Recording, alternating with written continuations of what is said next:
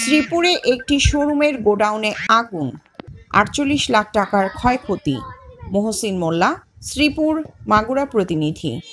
মাগুরার শ্রীপুরে বৈদ্যুতিক শর্ট সার্কিটের আগুনে একটি শোরুমের গোডাউনে প্রায় ৪৮ টাকা ক্ষয়ক্ষতি হয়েছে। এ সময় গোডাউনে থাকা fridge, TV, geyser, oven, charger fan ও রাইস কুকার সহ বিভিন্ন ইলেকট্রনিক পণ্য পুড়ে গেছে। গত ১ আগস্ট শুক্রবার বিকেলে শ্রীপুর শহরের প্রাণকেন্দ্রে সানি শপিং কমপ্লেক্সের দ্বিতীয় তলায় জায়েদ ইলেকট্রনিক্স অ্যান্ড ইলেকট্রিক ভিশন ব্র্যান্ডের এক্সক্লুসিভ ডিলার ও অন্যান্য ব্র্যান্ডের ইলেকট্রনিক শোরুমের একটি গোডাউনে আগুন লাগে।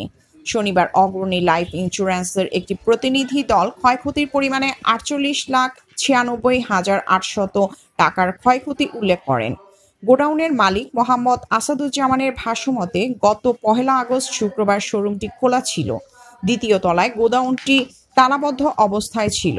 দুপুর আনুমানিক ২টা ৪৫ সময় মার্কেটের সামনে রাস্তার লোকজনের চিৎকারে শোরুমের বাইরে এসে দেখি গোডাউনের ভিতর থেকে ধোঁয়া বের হচ্ছে। পরে তালা খুলে দেখি গোডাউনের ভিতর দাউ দাউ করে আগুন জ্বলছে। স্থানীয়রা আগুন নিয়ন্ত্রণের চেষ্টা করে। পরে Sreepur fire service and civil defence ১ ঘন্টা চেষ্টায় আগুন নিয়ন্ত্রণে আনতে সক্ষম হয়।